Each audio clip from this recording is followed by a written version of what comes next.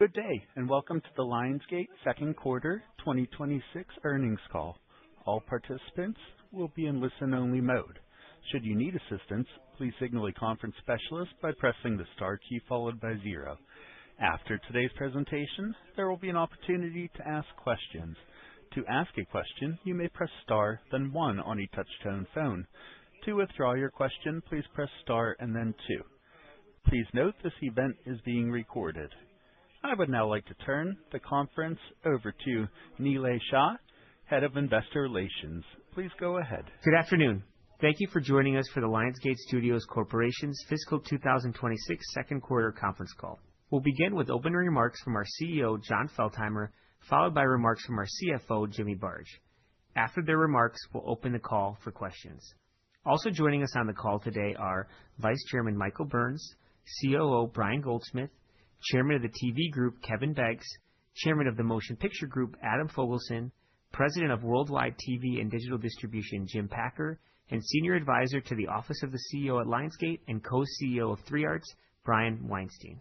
The matters discussed on the call also include forward-looking statements, including those regarding the performance of future fiscal years. Such statements are subject to a number of risks and uncertainties. Actual results could differ materially and adversely from those described in the forward-looking statements as a result of various factors. This includes the risk factors set forth in our public filings for Lionsgate Studios Corp. The company undertakes no obligation to publicly release the result of any revisions to these forward-looking statements that may be made to reflect any future events or circumstances. I'll now turn the call over to Jon. Thank you, Nilay, and good afternoon, everyone. Thank you for joining us.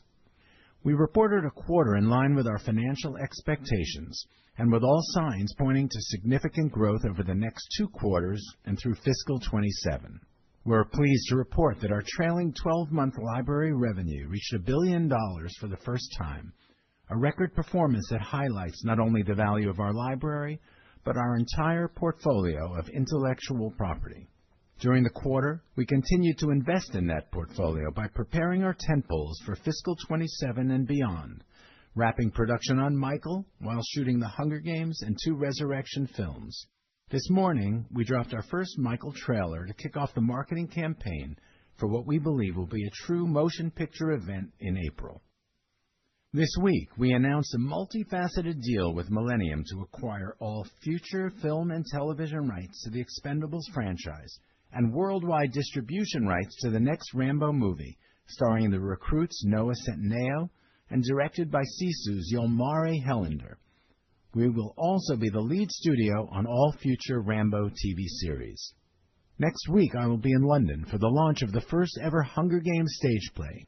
Early ticket sales have been so strong that the play has already been extended to October 2026, kicking off a roster of Lionsgate stage plays that includes La La Land, Dirty Dancing, Wonder, and Silver Linings Playbook. In a difficult operating environment, our television business has scored 3 wins in a row with The Studio, winner of a record 13 Emmys including Best Comedy, the breakout hit The Hunting Wives for Netflix, and most recently The Rainmaker. 3 different types of shows on 3 different kinds of platforms with 3 different financial models. All 3 have been renewed for second seasons.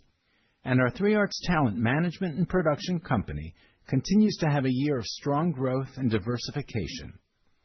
Last quarter, 3 Arts expanded into sports with the acquisition of A&A Management, adding world-class athletes like NFL superstar Travis Kelce to the newly rebranded 3 Arts Sports.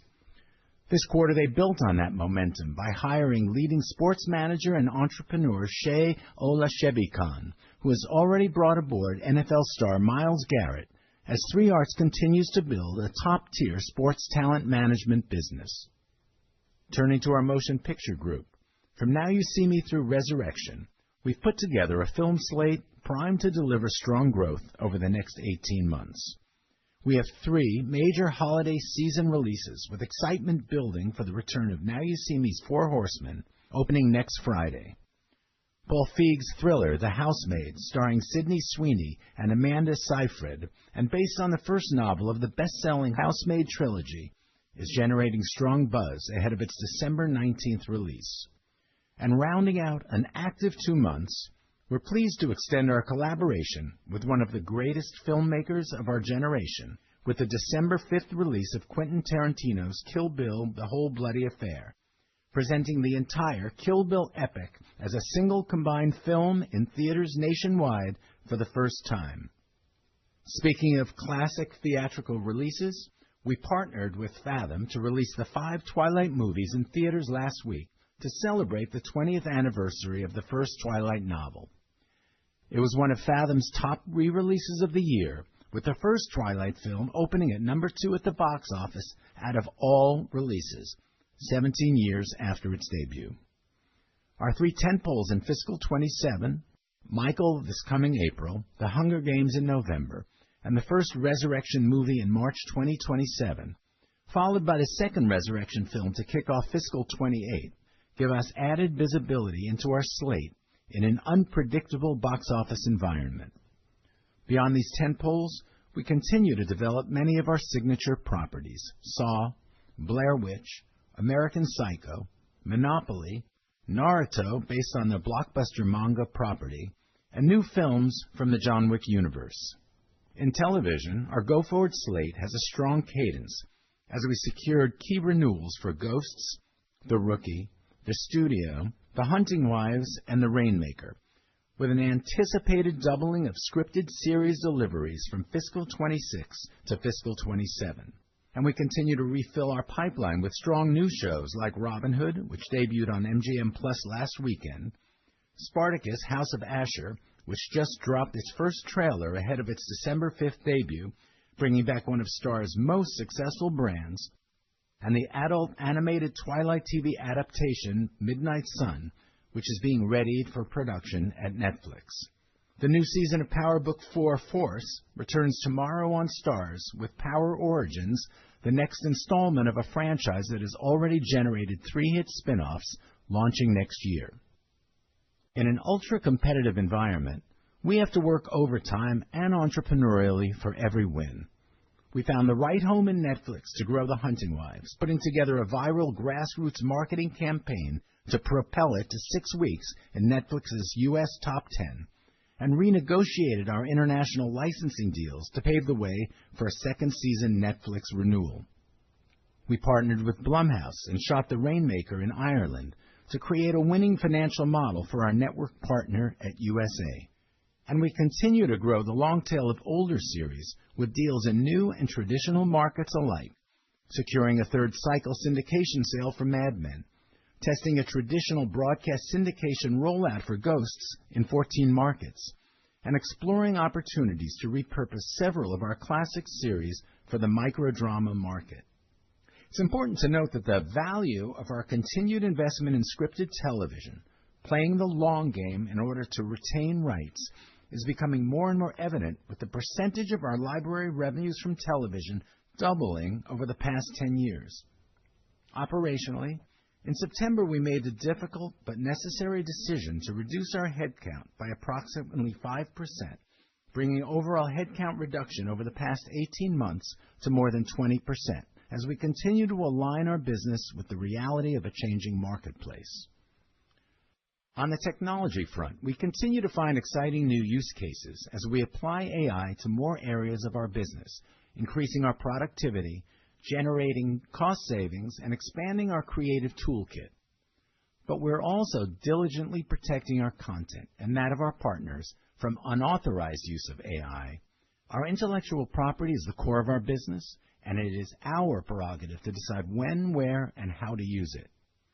But we do believe that as long as appropriate guardrails are established, the growing intersection of entertainment and AI will ultimately create significant and mutually beneficial value. In closing, for the past 100 years, the big idea driving the entertainment business has been if you build it, they will come. If you make a movie and you put it in theaters, they will come. If you put television series on 3 or 4 broadcast networks, 100 million homes will watch them. Today, as our world expands into new digital and social media platforms, audiences are harder to find, harder to engage, and harder to market to. but they are also consuming more content across more platforms than ever before, offering even more upside to a company like ours that brings to this new environment a massive portfolio of content, a roster of valuable franchises, efficient production models, and an entrepreneurial spirit. Now I'd like to turn things over to Jimmy. Thanks, John, and good afternoon, everyone. I'll briefly discuss our fiscal second quarter 2026 studio financial results and provide an update on the balance sheet.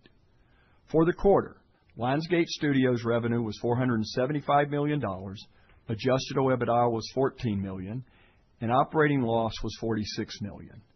Reported fully diluted loss per share was 39 cents, and fully diluted adjusted loss per share was 20 cents. Net cash flow used in operating activities was $104 million, while use of adjusted free cash flow for the quarter was $129 million. Trailing 12-month library revenue grew 13% year over year to just over $1 billion, reaching record levels for the fourth consecutive quarter. Now, breaking down our performance in the quarter, let's start with motion picture. Motion picture revenue was $276 million and segment profit was $31 million.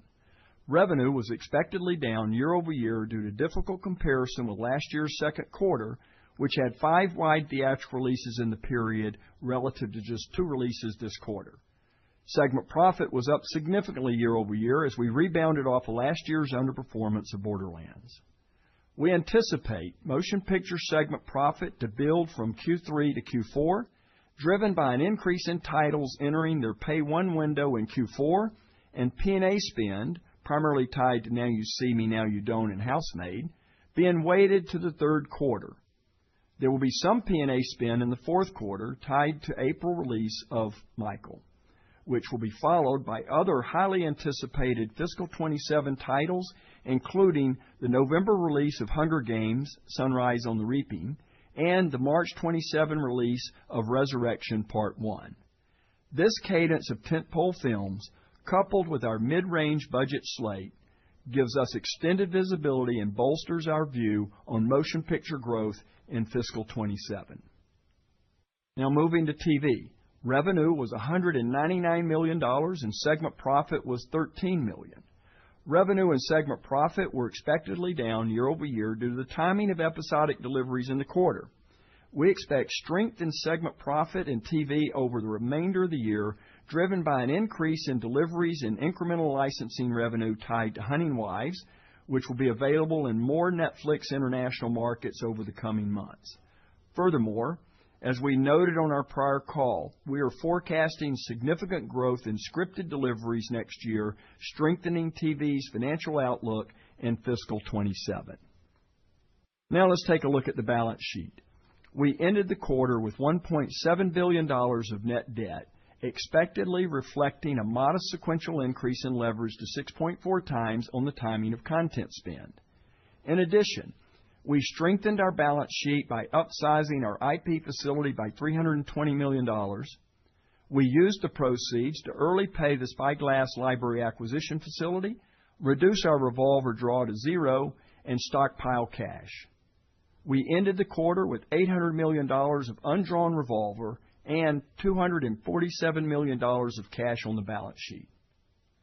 We are similarly seeing strength in off-balance sheet assets, as evidenced by our backlog ending the quarter at approximately $1.6 billion, up $379 million or 31% sequentially. As you will recall, backlog represents off-balance sheet contractual orders not yet delivered and is indicative of the strength we see in our future revenues and cash flows. We continue to anticipate that fiscal 26 will be a back-end loaded year, and we expect sequential growth into Q3 and Q4.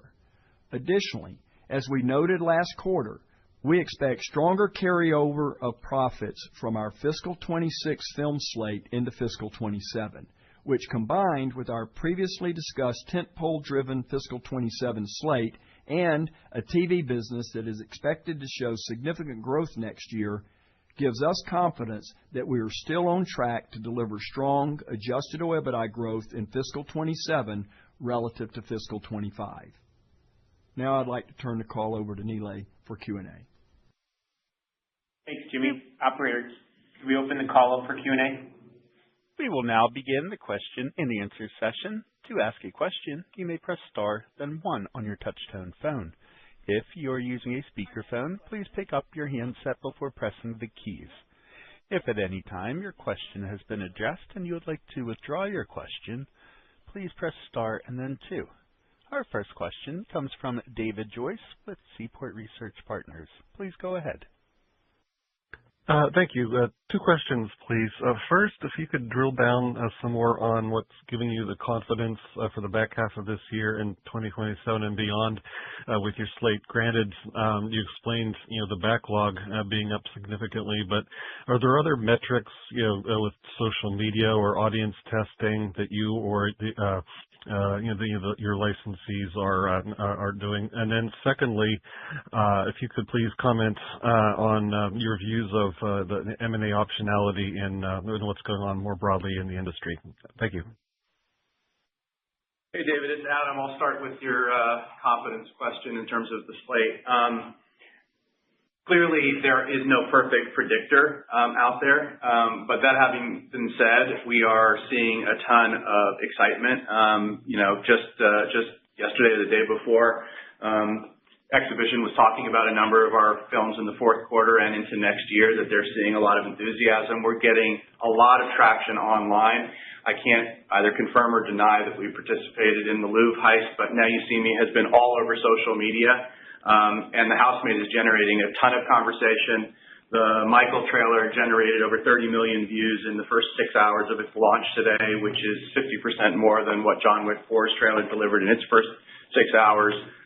The conversations around the Hunger Games with every announcement of casting, and the massive global demand for Resurrection. All of that gives us confidence. We recognize that you can't be perfect in predicting each film, but when you look at the portfolio and the films I mentioned, and a lot of the mid and small budget films that we have on our slate, it does give us an exceptional amount of confidence. And the growth we're talking about is not based on projecting that every one of those turns into a blockbuster, but we think we've got a bunch in that mix.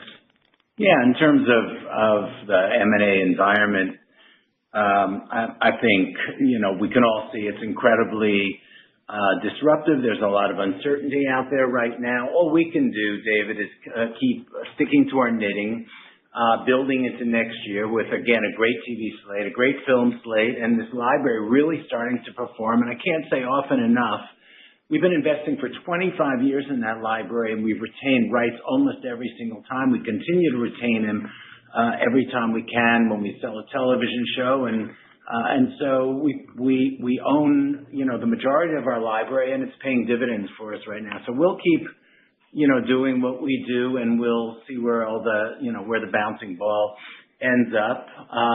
It'll be some interesting bedfellows, I think. I appreciate it. Thank you.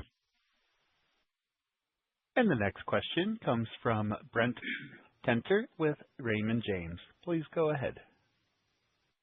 Hey, thanks everyone for taking the questions. Good to see the Michael trailer out today, and sounds like really strong interest in that. There was a thought in the past that you all have some optionality on that in terms of the ability to then make a second film, assuming that one performs well. Can you update us on where we stand on that option? Sure, Brent, it's Adam. Thanks for the question.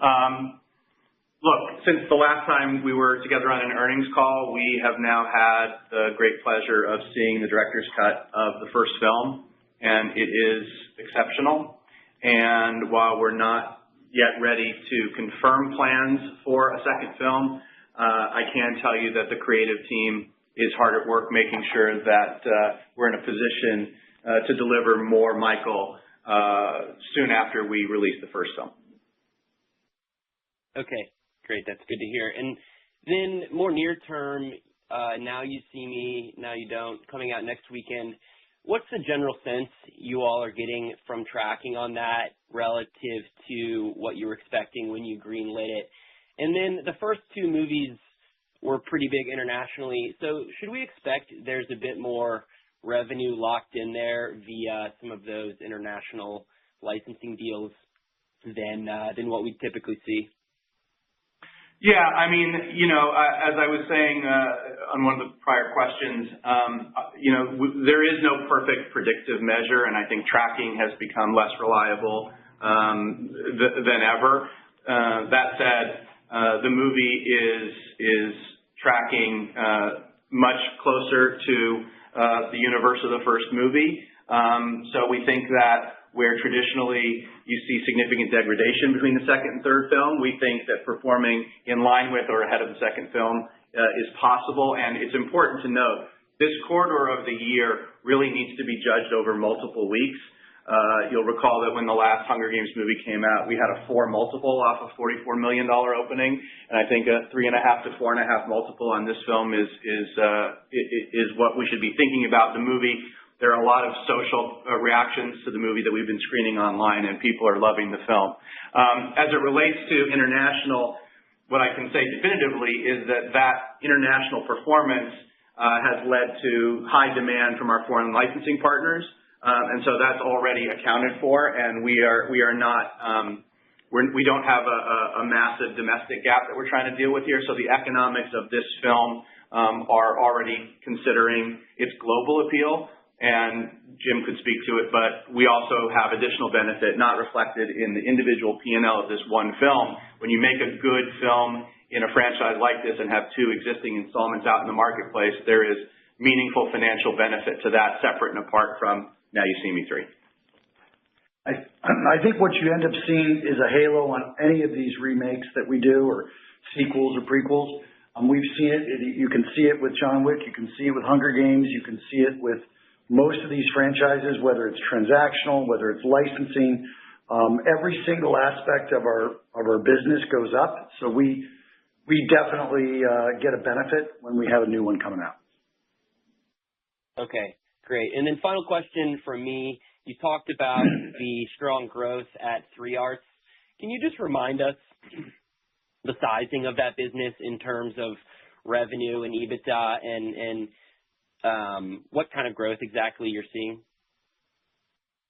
Yeah, Brent, in terms of just sizing the number, we're not going to disclose that separately. It's not something that we've provided, but I'll tell you, we're seeing very strong growth going in the second half. And remember, in particular, it's a nice seasonal business too in the December quarter. And so we're seeing nice growth going in the second half, and that continued growth into fiscal 27. We like what we're seeing in that business and our partners there. And Brian can probably give you a little bit more color on the operations.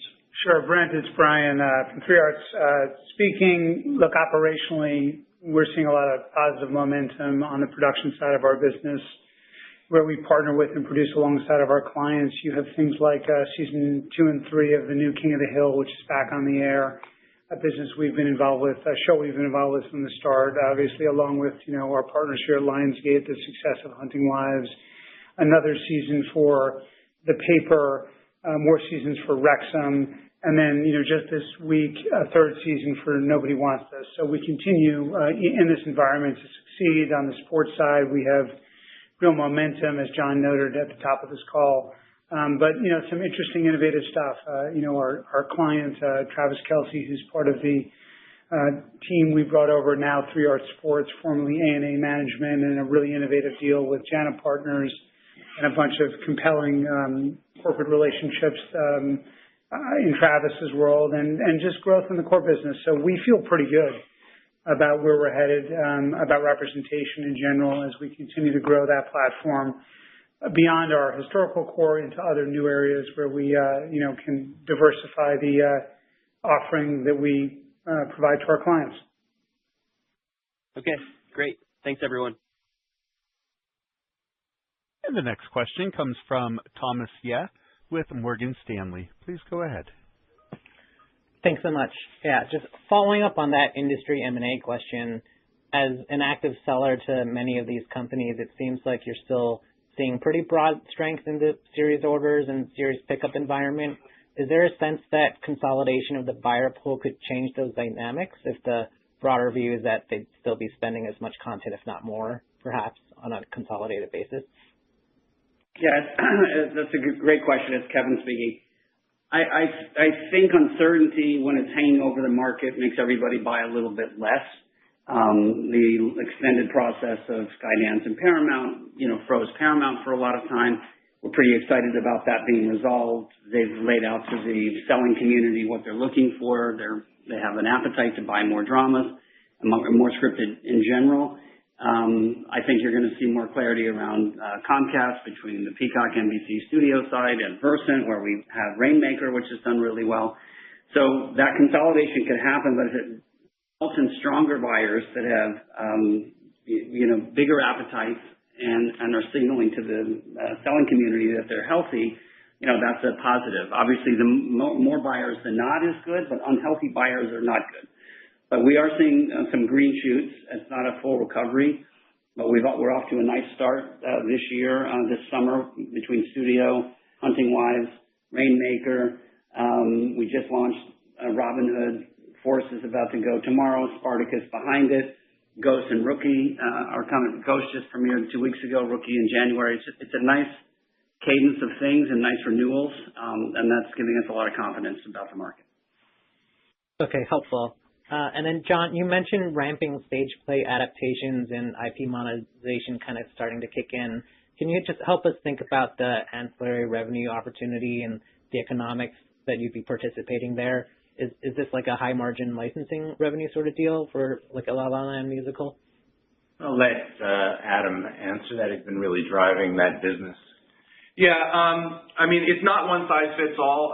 We're looking at each individual opportunity. There are a lot of no-risk licensing opportunities in here, but there are certain cases where we will take an investment position. It really depends on our comfort level with our being meaningfully additive to the creative process.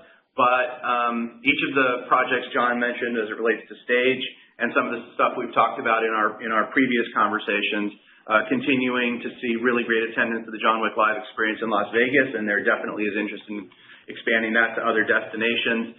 Our AAA game opportunities and other gaming opportunities around John Wick and Saw and some others that we'll be announcing soon. We're seeing increased interest and increased opportunity, and we remain on schedule. So I think in totality, you are going to see a meaningfully additive financial opportunity coming in the coming years. Thank you. And the next question comes from Omar Mehas with Wells Fargo. Please go ahead. Good evening, and thanks for the question. Jimmy, first, you talked about the backlog now at $1.6 billion or up 31% sequentially. Can you expand on the puts and takes of this incremental demand, and are market trends improving on the TV side, or is this a Lionsgate specific driver? And any help on unpacking the underlying strength would be helpful. No, absolutely. The strength is across motion picture and TV, and particularly the $380 million, 30% plus uplift sequentially was driven by both, but majority showing strength in television. So examples like Studio Season 2 rolling in, Housewives Season 2, Power Book Origins Season 1, Yellow Jackets Season 4. So kind of broadly spread, giving us visibility as we were anticipating into the second half as well as into 2027. And as Jim mentioned a minute ago, with these franchises, whether it be the John Wick franchise or Twilight or Hunger Games, you just have continuing lift in demand. And so that's really nice in that window. And I would just say that of that, $1.6 billion, 85+% of that will come in the next 18 months. So this is not only a second half, but it's also well into fiscal 27. And it's really reflective of how we're rebuilding the pipeline for future revenue and cash flow. I'll remind you that's off balance sheet, which means it's future revenue and cash flows. That's super helpful. And then on leverage, can you remind us what can you do to bring down leverage, and where do you think you can get leverage to in the relative near term? So maybe twofold question here. how should we think about growth over the near to medium term to drive down leverage? And then just an update on where things stand with 3 Arts and the potential to bring in a partner there. Sure. So look, we're naturally going to delever. I mean, you see it. Our peak leverage is probably going to be in Q3 and then back down in Q4 and then significantly declining as we go into 27 and 28. And this is really about restocking the pipeline. If you think about it, right, in Q3, we've talked about the P&A spend that we're going to have around Now You See Me and Housemaids. If you look at our content spend, it's generally throughout the year, but more heavily weighted to the mid-quarters, meaning Q2 that we're just coming out of and extending as well into Q3 will also have the P&A spend. So you'll see net debt balances rise a little bit. And really the trailing 12 months, right, is a lower level than usual because of, again, we got the P&A spend, we're rebuilding the pipeline, and then what you'll see is the delevering will naturally occur with the ramp up in trailing 12 months adjusted EBITDA. I think as we go out into 27 and I would say even into 28, right, which we're going to have great carryover from 26 into 27, even stronger carryover from 27 to 28. We're going to get back to that 3.5 times leverage that we're more comfortable with. And that is not taking anything into consideration with regards to a potential 3 Arts transaction. It would obviously result in delevering. Yeah, we're talking to 4 or 5 potential partners. We have a nice growth profile, as Brian said, in terms of sports and in terms of our news personality business. And we're seeing, really tremendous uptick of activity across the board there. We should have more information, I think, for the street in the first quarter and be able to kind of hone in on whether there's a smart deal to be made. But if we can find the right partner at the right deal to help us grow that business, we're going to do it. Great. And lastly, for me, John or Adam, excited about Michael. Watched the trailer today and looks great. Curious, what's the early feedback on the trailer and what's the potential opportunity for this film globally? Thank you, guys. The response has been overwhelmingly positive. People have been waiting a long time for this. The trailer, I think, smartly acknowledges that with the very first words that are spoken in the trailer. And we have seen wild enthusiasm. I think people are stunned with Jafar's performance, even in the short amount that's in this first relatively brief teaser. I think the production values are there. I think when you look at the quality of the filmmaking team and look at the kinds of films that they've delivered in the past, and you look at the top tier, most successful sort of musical biopics that have ever come out, you see a broad range, but all of those broad range results would be fantastic wins for the filmmakers and for the studio and for our partners at Universal and our partners in Japan as well. So I think if you look at the top tier musical biopics, you get a pretty good sense of what the range is, and anything in any version of that is going to be a huge success. Awesome. Thank you. Again, if you have a question, please press star and then 1. Our next question comes from Matthew Harrigan with Benchmark. Please go ahead. Thank you. Living in Colorado, I'm not even a particularly avid Broncos fan, but I think I'm going to have to take 3 or 4 points off my price target for your signing Travis Kelce. Not a fan of that one. But seriously, I'm curious on the Resurrection movie. It sounds very complicated, a Marvel movie plus on the special effects. I know you're recasting so you don't have to go through the de-aging process, even though that's more feasible now from an II vantage point. I think you said you couldn't have done it at all 2 or 3 years ago. But are you completely confident that you can meet? You probably wouldn't be. You would have said it already if there was any hesitation. But are you confident you can get that together? And what are the possibility of that also breaking into 2 parts? Similarly, I know it's probably a little early relative to Michael because you've seen so much of Michael. And then secondly, you must be really confident Now You See Me because whether you watch the election night results or the NBA or the NFL, you've got a pretty heavy load of commercials for that. Also, they're often not full 30-second. But what are you seeing in the costs of advertising from your vantage point, and what are you doing to change the marketing? By the way, I'm a little surprised with AI and everything that it's actually getting harder to track films. It's kind of intuitively, I would think that you might have better visibility rather than worse, but I know it's always been an art rather than a science. Kind of a fracturing the question a little bit there, but I'm sure you get it. Thanks. Okay, Matt, that was a complicated question, but I'm going to go to our man on the ground actually in Rome right now to answer the first part of your question. Michael, if you're there, let's talk about Resurrection. Yes, I am. Hey, Matt, I had dinner with Bruce, the producer, and Mel Gibson tonight. I was on the set today, had a visit actually with the new ambassador from Italy, and I felt like I was walking into Jerusalem. The sets are extraordinary. The movie is on time, on budget. Mel showed me a bunch of footage that he shot at dinner. He is quite a filmmaker, and Adam and I hotly pursued him for this movie. It is going to be two movies. It is not one movie. It is going to be two movies, and Mel thought his comment to me tonight that it was going to be each one of those pieces would be less than 2 hours, but he feels very confident that he's got a real 1-2 punch here. So what I saw today was extraordinary, and Mel Gibson can really direct. So we are very optimistic, Matt. Thank you, Michael. And Adam? Yeah, no, so I would add that the two movies combined cost less than any one movie that any one tentpole that the major studios have made in the last 10 years. So the economics of it are actually very powerful.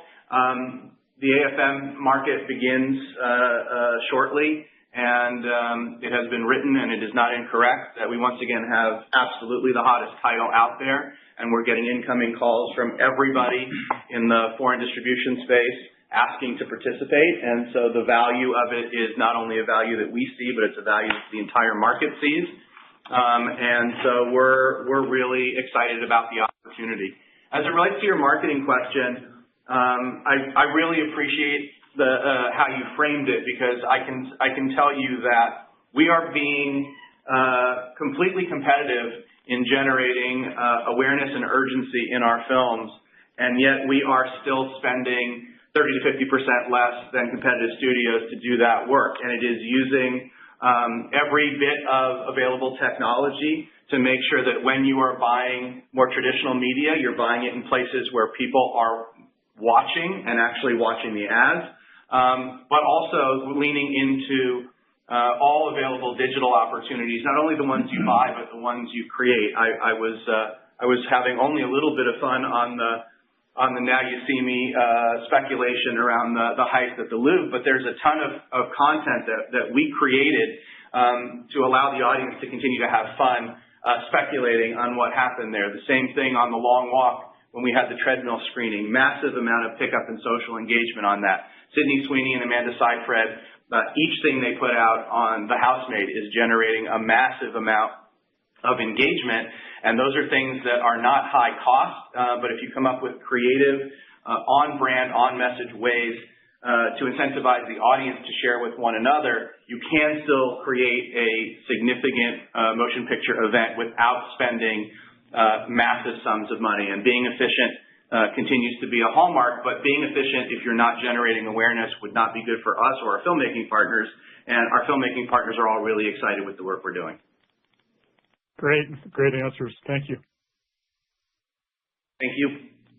And the next question comes from Peter Supino with Wolfe Research. Please go ahead. Good evening, Jack Stid here on for Peter. My question is, with your upcoming slate increasingly concentrated behind larger, more IP-driven films, I was curious if those films garner higher international pre-sales as a percentage of their production budget to offset the concentration risk. Thank you. Yeah, I mean, I would say that it's not always the case that the percentages change radically. We're actually still able to get a terrific collaboration with our foreign partners on our mid-size and smaller films. But yes, on the bigger films, you sometimes will see a very outsized participation from our partners.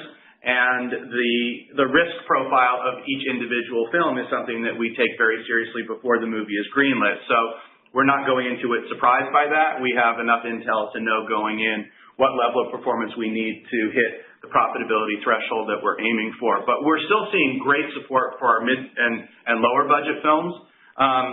But it is true that on movies like Michael and Hunger Games and The Resurrection, that percentage can get up to a really strong number. Thank you. And the next question comes from Vikram Kesavalahatla with Baird. Please go ahead. Yeah, hey, thank you for taking the questions. I have two. My first one is really a follow-up to some of your comments there. I'm curious if you could just share some of your observations from The Long Walk and Good Fortune, and really from a higher level going forward, how you plan to balance your investment in the small and mid-sized portfolio relative to your tentpole films. And then my second question is on the library. You called out the strength there over the last 12 months.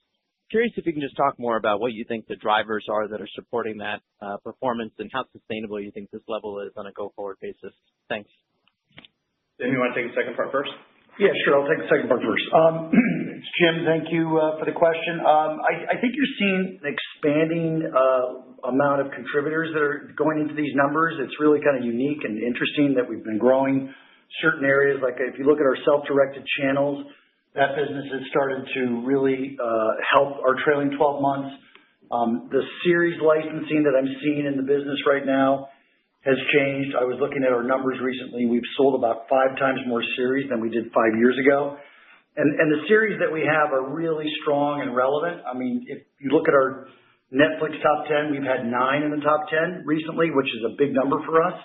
And then lastly, as we've talked about earlier, with Adam producing IP that has other versions in our library, that helps pretty much become a halo for everything else we're doing. So all of that is contributing, and really, I see the strength, staying strong. And as it relates to the slate mix, look, we're never going to be forcing big films onto our slate to make it look like we've got tentpoles. We just happen to have a really good stockpile of incredibly valuable content right now. So I think when we mentioned a few quarters ago that we were anticipating 2 to 4 tentpoles a year going forward, our development slate is putting us in a position to be able to accomplish that.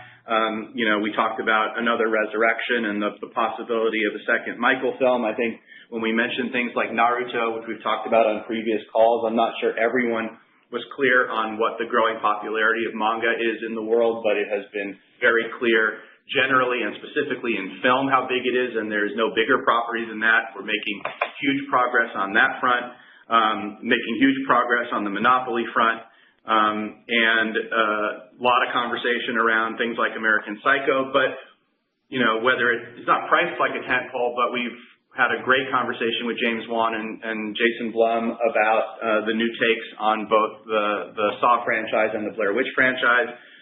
So we think we're going to have films across a broad range of costs, but we should be in that 2 to 4 tentpole a year range for the foreseeable future because we've got a number of films that have earned it. But our mid-size and smaller films are things that are coming with great talent, often with great IP or brand value. And we think there will still be a huge opportunity there as well. Yeah, I want to emphasize again, for me, the biggest uplift in recent years is the fact that we've taken deficits on television shows and retained rights in the feature film business that no other independent company has done. We retain all of our rights, for example, downstream rights to all our films in Latin America. We retain all rights in the UK. And in television, while we sometimes will do a cost-plus deal, really, we probably have 70% of our television shows, maybe 80% of them. We've been taking deficits for them. Even a show like Orange is the New Black, you think about that as a Netflix show. Well, that's not a Netflix show. It's on Netflix right now, but it's a Lionsgate show. And in a couple of years, when we get that back, that will be a very valuable addition to Jim Packer and his team. on a global basis. And so I think we're starting to see the reward that we've had for taking these deficits all these years. And as I said, we've doubled the television contribution over that last 10-year period. We've doubled it from about 15% to 30% of our library. So it's all working. And in addition, Jim has done an amazing job of building these self-directed channels, whether they're fast channels, whether they're DigiNets. And so right now, anytime we have an avail, anytime it's not sold to a third party, Jim has the ability to monetize that title. And you've got over 20,000 of those. You can see it's starting to add up. So I think ultimately it's our strategy to be different than every other independent that's starting to pay off. Okay, great. Thank you for the color. This concludes our question and answer session. I would like to turn the conference back over to Nilay Shah for any closing remarks. Thank you. Please refer to the Press Releases and Events tab under the Investor Relations section of our website for a discussion of certain non-GAAP forward-looking measures discussed on this call. Thanks all. The conference is now concluded. Thank you for attending today's presentation. You may now disconnect.